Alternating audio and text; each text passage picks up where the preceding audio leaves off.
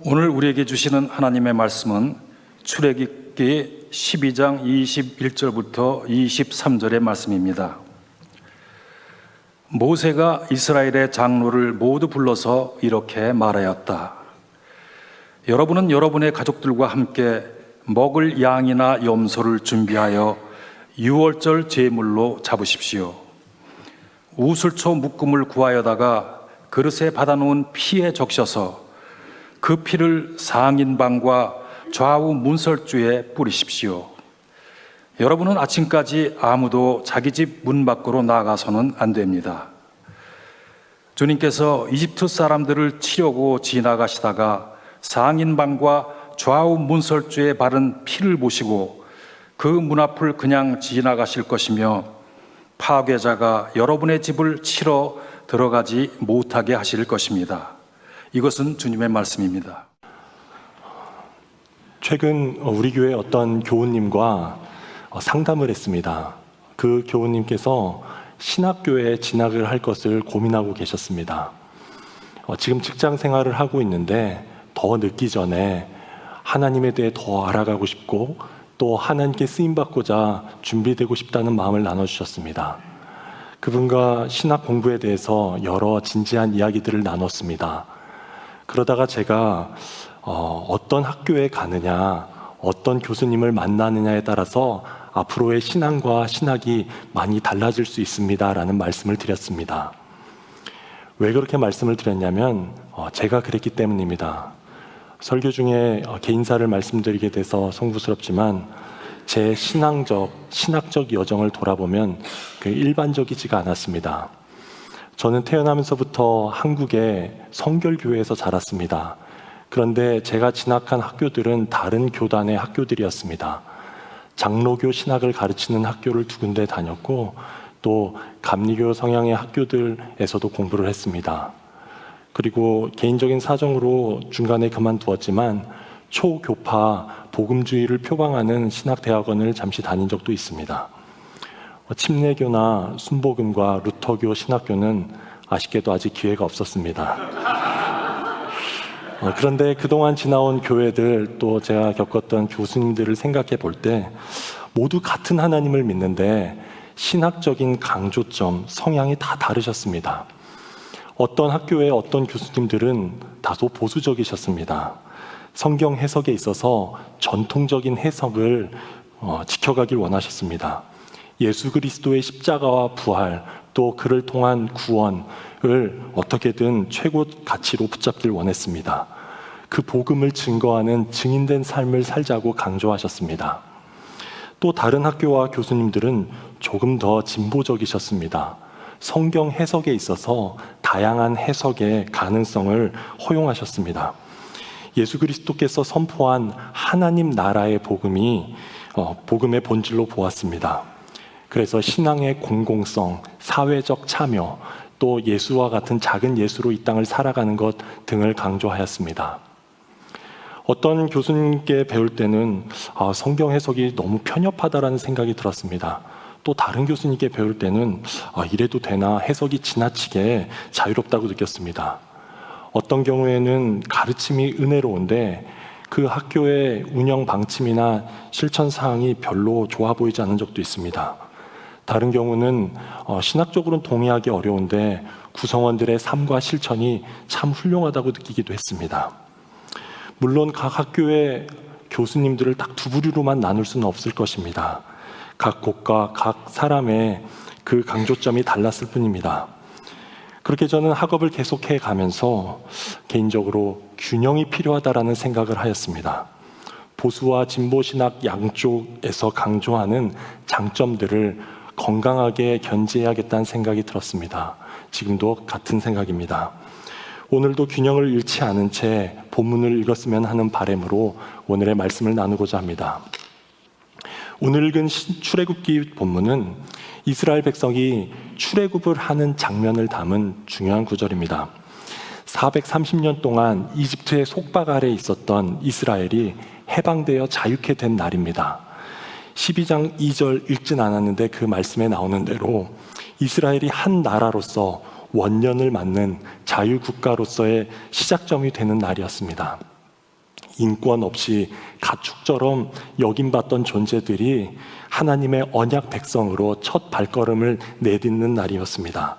이스라엘 민족의 구원의 날이었습니다. 그 놀라운 구원의 중심에 무엇이 있었는지 우리는 잘 알고 있습니다. 바로 어린 양입니다. 가장 먼저 이 어린 양의 성격을 규정한다면 처음 읽은 21절의 말씀처럼 여호와께 바쳐지는, 하나님께 바쳐지는 제물이라고 할 수 있습니다.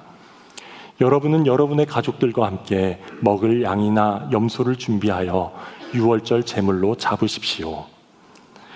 또 읽지 않은 5절에 따르면 그 제물은 흠 없는 양, 1년 된 수컷이어야 했습니다. 흠이 없는 1년 된이라는 말은 거룩하신 하나님께 바치기에 가장 적절한 상태, 최상의 상태를 의미합니다. 즉 몸에 어떤 결함이나 질병이 없는 것, 충분히 자라지 않았거나 너무 늙지 않은 것, 가장 아름답고 온전한 상태를 의미합니다. 이때는 아직 율법이 주어지지 않은 때였는데 훗날 율법에서 금지하는 결함 있는 제물, 즉 눈이 멀거나 절거나 상한 건 사용될 수 없었습니다. 그럼 그 제물은 이제 어떻게 쓰임 받았습니까? 바로 죽음, 희생을 통해서였습니다.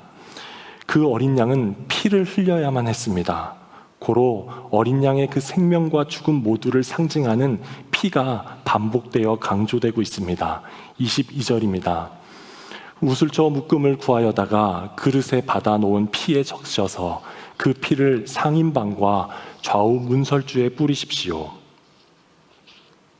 그 피는 대신 흘린 피였습니다. 다른 생명들을 대신하는 죽음, 대리 죽음이었습니다. 하나님께서 이미 하셨던 예고, 즉 이집트 땅에 있는 모든 처음 난 것은 죽을 것이다 라고 했던 그 예고대로 죽었어야 할 맏배들, 맏아들들을 대신하여 어린 양이 먼저 죽었습니다. 여기서 어린 양은 희생양이 되었습니다. 하나의 생명이 다른 생명들을 위해 바쳐졌습니다. 어린 양이 죽었기 때문에 다른 죽음들을 막을 수 있었습니다. 이제 그 희생이 치루어진 집, 어린 양의 피 흘림이 있는 집은 하나님의 보호와 구원을 경험하게 되었습니다. 23절입니다. 주님께서 이집트 사람들을 치려고 지나가시다가 상인방과 좌우 문설주에 바른 피를 보시고 문 앞을 그냥 지나가실 것이며 파괴자가 여러분의 집을 치러 들어가지 못하게 하실 것입니다. 이 말씀이 실제로 이루어졌습니다. 한밤중에 주님께서 이집트 땅을 다니시며 모든 처음 난 것들을 치셨다고 했습니다. 이집트에 큰 통곡 소리가 있었습니다. 초상을 당하지 않은 집이 한 집도 없다라고 했습니다. 그러나 어린 양의 피는 그 피 아래에 있는 집의 장자들을 죽음으로부터 보호해 주었습니다. 어린 양의 피는 죽음의 재앙을 면하게 되는 표식이 되었습니다. 넘을 유에 넘을 월, 유월이 가능하게 되었습니다. 그 피가 있으면 죽음은 그냥 넘어갔습니다. 패스오버 하였습니다. 결국 그 피로 인해 이스라엘은 죽음으로부터 구원을 경험하였습니다. 어린 양의 희생이 이스라엘의 각 가정과 공동체 전체를 보호하고 구원하였습니다. 이상 출애굽기의 어린 양에 대해 말씀드렸습니다. 하나님께 드려진 흠없는 유월절의 제물, 대신 희생하여 다른 생명을 살렸던 어린 양, 그 피로 하나님의 보호와 구원을 가능케 했던 어린 양이었습니다. 여기서 잠시 설교를 듣고 있던 누군가가 우리에게 이런 질문을 해본다는 그런 상상을 해봅니다. 방금 읽은 그 첫 번째 유월절이 이미 지난 지 수천 년이 되었는데 그 이야기가 당신들과 무슨 상관이 있습니까? 혹시 당신이 이스라엘 사람이라면 그 명절을 기억하고 의미를 되새길만 하지만 당신 같은 이방인에게 그게 무슨 의미가 있습니까? 혹시 이런 질문을 받으신다면 어떻게 대답하시겠습니까? 우리는 이렇게 대답해야 합니다. 아이고, 당신이 잘 몰라서 그런 말씀을 하십니다. 이 유월절이 저희와 얼마나 긴밀하게 관련되어 있는데요. 그 어린 양이 저에게 얼마나 중요한데요. 이 유월절 어린 양이 참으로 우리에게 중요합니다. 왜냐하면 우리가 믿고 있는 예수 그리스도께서 그 어린 양과 동일시되기 때문입니다. 신약 성경의 주요 인물들이 모두 예수 그리스도를 어린 양으로 지칭하였습니다. 세례 요한이 처음 외쳤습니다. 보시오, 세상 죄를 지고 가는 하나님의 어린 양입니다. 사도 베드로도 유월절 어린 양을 염두에 두고 이렇게 말했습니다. 흠이 없고 티가 없는 어린 양의 피와 같은 그리스도의 귀한 피로 되었습니다. 사도 바울은 가장 직설적으로 예수 그리스도를 유월절 양으로 선언했습니다. 우리들의 유월절 양이신 그리스도께서 희생되셨습니다. 예수님과 동시대를 살았던 신약의 저자들은 모두 예수님을 양으로 보았습니다. 바꾸어 정확히 말하면 구약의 유월절 어린 양을 그림자로 보고 예수님을 그 어린 양의 실체로 보았습니다. 그들은 유월절 흠없는 어린 양처럼 예수 그리스도께서 우리와 동일한 인간이지만 죄는 전혀 없으심을 알았습니다. 유월절 어린 양의 죽음이 장자들의 죽음을 대신했듯 예수 그리스도의 십자가 죽음이 온 인류의 죄와 죽음을 대신함을 믿었습니다. 그리고 유월절 어린 양의 피가 옛 언약 백성을 보호하고 구원했듯이 그리스도께서 새 언약 백성들을 세워 구원하셨다고 증언하였습니다. 그것이 예수님께서 최후의 유월절 만찬에서 이 잔은 너희를 위하여 흘리는 내 피로 세우는 새 언약이라고 말씀하신 이유로 보았습니다. 히브리서의 저자도 덧붙여 예수 그리스도께서 자기 피로써 우리에게 영원한 구원을 이루셨다라고 선언했습니다. 이처럼 우리가 믿고 있는 예수 그리스도는 하나님께 드려진 흠없는 제물이셨습니다. 인류 모두를 대신하여 희생하시고 우리를 살리신 분이십니다. 그 보배로운 피로 새로운 언약 백성들을 보호하시고 구원하셨습니다. 두 번째로 진짜 유월절 어린 양 예수 그리스도에 대한 말씀이었습니다. 구약시대 출애굽의 그 어린 양은 이스라엘 백성에게만 중요한 것이 아니라고 했습니다. 새로운 언약 시대를 살고 있는 우리에게도 긴밀한 관계가 있다고 했습니다. 그 그림자였던 어린 양 예수 그리스도, 그분의 죽음과 보혈을 통해 우리는 영원한 구원을 얻었다고 말씀드렸습니다. 그러나 여기서 끝이 아닙니다.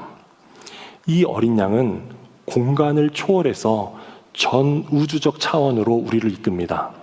시간을 초월해서 우리를 종말의 때로 초청합니다. 요한계시록에 가보면 세상 끝 하늘 보좌 위에 한 존재가 서 있습니다. 하늘 보좌에는 당연히 하나님 한 분만 앉아 계셔야 할 것 같은데 다른 존재가 함께 있습니다. 어디서 많이 보고 들었던 존재입니다. 바로 어린 양입니다. 계시록 5장에서 요한이 그를 목격합니다. 나는 또 보좌와 내 생물과 장로들 가운데 어린 양이 하나 서 있는 것을 보았는데, 그리고 그는 그의 정체를 알게 됩니다. 주님은 죽임을 당하시고 주님의 피로 모든 종족과 언어와 백성과 민족 가운데서 사람들을 사서 하나님께 드리셨습니다. 이 말씀에 따르면 앞서 말씀드린 그 동일한 예수 그리스도 어린 양이 맞습니다. 그 어린 양이 맞는데 이 땅에 계실 때와는 완전 다른 모습으로 묘사되고 있습니다. 그 어린 양은 마지막 때 모든 피조물과 만물의 찬양과 예배를 받으시는 분으로 나타납니다. 계시록의 요한이 계속 말합니다. 나는 또 하늘과 땅 위와 땅 아래와 바다에 있는 모든 피조물과 또 그들 가운데 있는 만물이 이런 말로 외치는 소리를 들었습니다. 보좌에 앉으신 분과 어린 양께서는 찬양과 존귀와 영광과 권능을 영원 무궁하도록 받으십시오. 한때는 죽음당했던 그 어린 양이 종말의 때는 이제 그 어느 것보다도 큰 높은 주 그리고 왕이 되어 최후 승리를 얻을 것이란 말씀도 이어집니다. 그들이 어린 양에게 싸움을 걸 터인데 어린 양이 그들을 이길 것이다. 그것은 어린 양이 만주의 주요 만왕의 왕이기 때문이다. 그리고 그 어린 양이 이제 당신의 성도들을 신부로 초대하여 하늘 잔치를 여십니다. 어린 양이 신랑 되는 어린 양의 혼인 잔치입니다. 어린 양과의 완전한 연합과 영원한 기쁨을 누리는 잔치가 준비될 것이라고 말씀하십니다. 기뻐하고 즐거워하며 하나님께 영광을 돌리자. 어린 양의 혼인날이 이르렀다. 어린 양의 혼인잔치에 초대받은 사람은 복이 있다고 기록하여라. 결국 우리가 그토록 바라고 기대하는 새하늘과 새 땅을 여시는 분도 바로 그분입니다. 새 예루살렘 성의 중심에는 어린 양이 계십니다. 나는 새 하늘과 새 땅을 보았습니다. 나는 또 거룩한 도성 새 예루살렘이 하나님께로부터 하늘에서 내려오는 것을 보았습니다. 그것은 전능하신 주 하나님과 어린 양이 그 도성의 성전이시기 때문입니다. 어린 양이 그 도성의 등불이시기 때문입니다. 온 세상의 역사의 마지막 지점에 어린 양이 서 계십니다. 그동안 못 알아봤던 세상 모든 존재가 그분께 경배할 시간이 다가오고 있습니다. 그동안 무력하게 죽임당한 줄만 알았지만 최후 승리자로 서시는 장면을 향하고 있습니다. 영원한 잔치에 들어가서 기뻐하며 그분과 연합할 날이 가까이 오고 있습니다. 그분으로 인해 열리는 새 하늘과 새 땅, 새 예루살렘 성에 들어갈 순간이 임박해 오고 있습니다. 궁극적인 경배와 찬양의 대상, 역사의 주관자이자 완성자이신 어린 양이 우리 모두를 기다리고 있습니다. 만주의 주, 만왕의 왕이신 요한계시록의 어린 양에 대한 말씀이었습니다.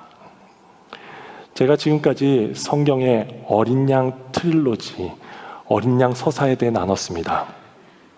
먼저 구약 성경에서 이스라엘의 구원을 시작한 6월절 어린 양 이야기부터 시작했습니다. 그런데 거기에 머물러서는 안 됩니다.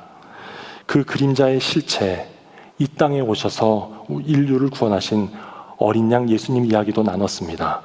그런데 역시 그 지점에만 머물러서는 안 됩니다. 이 구원 드라마의 절정, 만물의 경배를 받으시고 악에게 최후 승리를 거두시고 또 우리를 영원한 기쁨과 생명으로 인도하시어 구원의 최종 역사를 완성하실 만왕의 왕, 만주의 주 어린 양 이야기도 있음을 기억해야 합니다.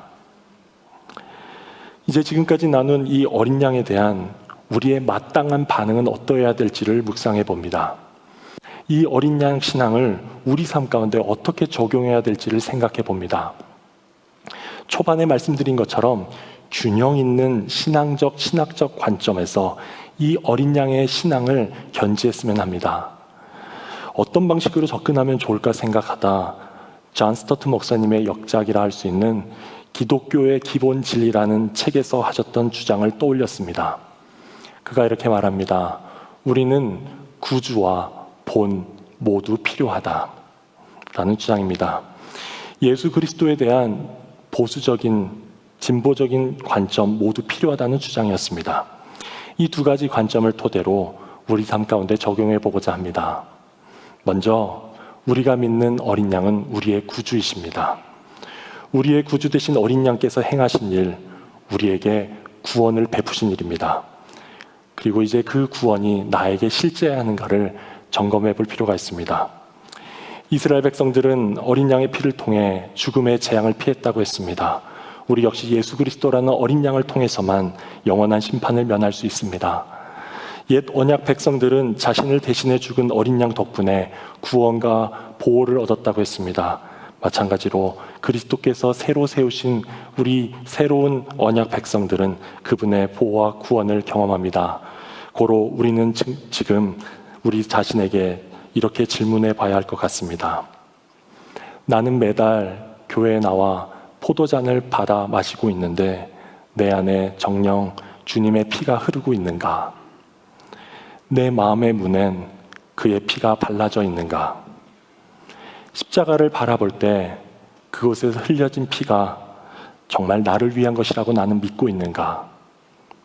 오늘 마지막 심판이 임한다면 나는 그분의 보혈 아래서 그분의 보호와 구원을 경험할 수 있을까? 구주 되신 어린 양께서 베푸신 구원이 시작점입니다. 나는 그 구원에서 떨어져 있지는 않은지, 그 구원을 날마다 누리고 있는지 매 순간 점검해야 합니다. 또한 만왕의 왕, 만주의 주로서 영원히 다스릴 어린 양을 나의 왕, 나의 주로 여기고 있는지도 점검해 봅니다. 나는 그분께 합당한 예배를 드리고 있는지, 그것을 내 삶의 중심으로 여기고 있는지 돌아봅니다. 다시 자신에게 질문해 봅니다. 내 삶의 모든 영역 가운데 그분은 왕이 되시는가? 내 돈, 내 시간, 내 커리어, 내 인간관계, 내 여가 시간, 내 취미, 내 미래, 내 자녀, 내 손주, 그분이 내 것이라고 생각했던 그 모든 것의 참 주인인가? 또한 그분께 드리는 이 예배가 단순한 주말의 어떤 종교 활동인가? 내 삶의 중심인가? 아니, 내 일상의 모든 순간이 그분께 드려지는 예배인가? 나는 나의 주, 나의 왕 앞에서 삶의 예배자로 예배의 삶을 살고 있는가? 그분이 내 왕이시고 주인인지, 그분께 합당한 경배와 찬양을 드리고 있는지 점검해야 합니다. 이와 같이 어린 양을 구주로 보는 관점, 구주 대신 어린 양에 대한 신앙이 필요합니다. 그러나 이것이 전부가 아닙니다. 그 어린 양은 우리의 구주이신 동시에 우리의 삶의 본이 되십니다. 나의 어린 양을 내 삶의 본으로 삼고 있는지 돌아봅니다. 우리의 본이 되신 어린 양처럼, 그가 사신 방식처럼 역설적 진리를 추구하며 살고 있는지 점검해 봅니다. 그 말은 어린 양께서 죽음을 통해 생명을 낳으셨고 희생을 통해 구원을 이루신 것처럼 그 역설적 원리를 사셨던 그 어린 양을 본받고 있는지에 대한 질문입니다. 다시 한번 질문해 봅니다. 가장 익숙하지만 가장 어려운 가정에서 나는 나의 부모, 나의 배우자, 나의 자녀, 손주, 그들을 위해 어린 양과 같이 내 자아와 내 욕심을 기꺼이 내려놓고 있는가? 신앙 공동체 안에서 굳이 이렇게까지 할 필요가 없을 것 같은데 다른 이들의 필요를 내 일보다 우선시 여기며 그들을 섬기고 있는가? 내 삶의 일상과 직장 가운데 개인의 이익보다 공동의 선을 추구하며 타인을 위해 내 시간과 유익을 기꺼이 희생하고 있는가? 우리를 위해 희생하신 어린 양께서 우리를 향해 요청하고 계신다고 믿습니다. 나를 따르는 나의 백성들아, 너도 나의 삶과 죽음을 본받아 이 역설적 진리와 원리를 따라 살길 바란다. 또한 우리는 어린 양의 본을 따라 이 불의하고 폭력적인 세상 속에서 정의와 평화의 변혁을 위해 애쓰고 있는지 점검해 봅니다. 구약 출애굽 그 어린 양이 행했던 일을 기억합니다. 이집트가 이스라엘을 무자비하게 압제할 때 그 어린 양의 희생을 통해 이스라엘의 해방이 가능케 되었습니다. 그 견고한 피라미드 같은 체제를 무너뜨렸습니다. 예수님도 당시 종교적, 정치적 권력에 의해 희생되었던 희생양이었습니다. 그러나 예수님은 12영이나 되는 천사를 동원할 수 있는 힘을 쓰지 않으시고 보잘것없는 이들을 통해서 새로운 나라를, 새로운 세상을 꿈꾸셨습니다. 모두 희생과 사랑, 평화와 비폭력의 방식으로 새로운 세상을 열었습니다. 그럼 다시 우리 자신은 어떻게 하고 있는지를 질문해 봅니다. 나는 나의 작은 희생으로 이 세상을 바꾸고자 하는가? 강자처럼 영향력을 키우는 방식이 아니라 약자들과의 연대를 통해 다른 세상을 꿈꾸고 있는가? 나는 힘과 성공, 경쟁과 보복을 추구하는 세상의 가치관을 거부하고 있는가? 겸손과 평화, 용서와 비폭력을 살아내고 있는가? 어떻게 살고 계십니까? 우리 역시 어린 양의 본을 따라 이 세상과는 다른 방식으로 새로운 세상으로의 변화를 추구해야 할 것입니다. 지금까지 말씀드린 구주 되시는 어린 양과 우리의 본이 되시는 어린 양, 이 두 가지 관점은 우리 모두에게 필요합니다. 어느 한쪽만으로는 우리의 신앙을 충분히 설명할 수 없고 또 우리는 그 신앙을 살아낼 수 없습니다. 이 둘은 서로를 전제하고 강화하며 온전하게 합니다. 사실 이 두 관점은 분리될 수 없는 하나의 진리입니다. 마치 들숨과 날숨처럼 이 두 가지가 조화롭게 상호작용할 때 비로소 건강하고 생명력 넘치는 신앙이 가능해집니다. 이 구주 되신 어린 양, 또 본이 되신 어린 양에 대한 신앙의 거룩한 균형, 또 건강한 조화가 우리에게 요구되고 있습니다. 이제 이렇게 어린 양 신앙의 균형을 갖고 살았던 한 사람의 이야기로 설교를 마무리하고자 합니다. 바로 20세기 독일의 신학자이자 목회자였던 디트리 본헤퍼입니다. 본헤퍼에게 어린 양 그리스도는 분명 구주셨습니다. 보네퍼는 개인 경건의 시간, 또 기도와 묵상, 성경 연구를 통해 살아계신 그리스도와 친밀한 교제를 나눴습니다. 그에게 구원의 확신과 주님과의 사귐이 있었기에 그의 명저 나를 따르라라는 책에서 값싼 은혜를 그토록 통렬히 비판했습니다. 그가 말한 값싼 은혜란 십자가의 은혜를 값싸게 여기는 태도를 의미합니다. 그는 안전이 보장되었던 미국 유학 생활 중이었지만 고통받는 조국과 교회를 외면할 수 없었습니다. 그리스도인이란 고난받는 이들과 함께 서는 것이다라는 신념을 가지고 어린 양을 따르는 마음으로 독일행 배에 몸을 실었습니다.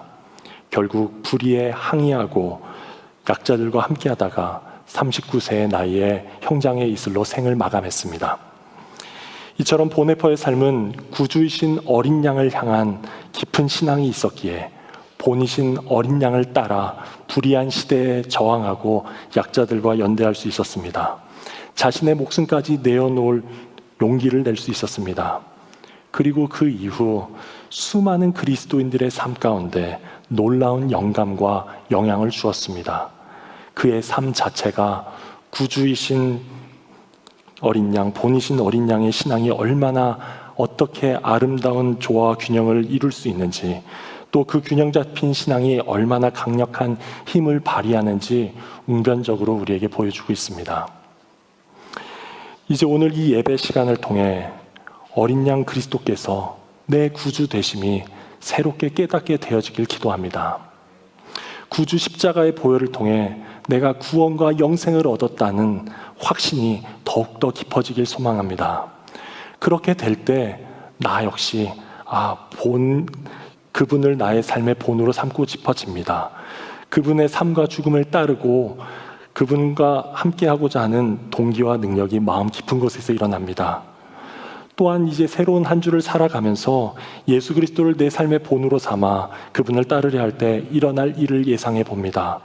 어김없이 우리 자신의 연약함, 죄성, 한계에 맞닥뜨리게 될 것입니다. 고로 다시 자연스럽게 구주 되신 그리스도의 십자가 앞에 나와 그 은혜를 사모하게 될 것입니다.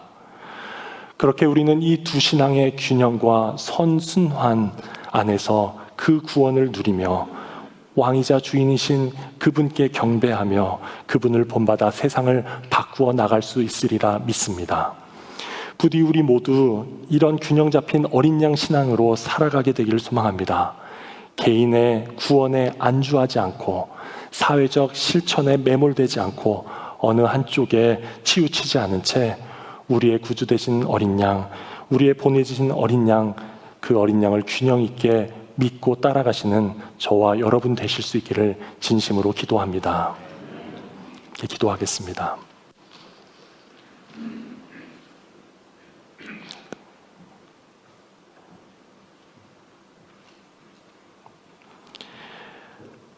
출애굽기의 6월절 어린 양부터 모든 인류를 구원한 그리스도 어린 양, 종말의 때 만왕의 왕 만주의 주로 뵙게 될 어린 양에 대해 오늘 이 시간 듣고 우리 자신의 삶을 돌아보고자 했습니다. 우리 중 어떤 분들은 내가 그 어린 양을 구주로 믿으면서 그것으로 충분하지 않은가 생각하실 분들이 계실지 모릅니다. 내가 구원받은 자로서 성실히 예배하고 있는데 어린 양처럼 사는 것 그러고 싶진 않은 분이 계실지도 모릅니다. 그런 우리를 향해 말씀하시는 주님의 음성을 들으실 수 있길 바랍니다.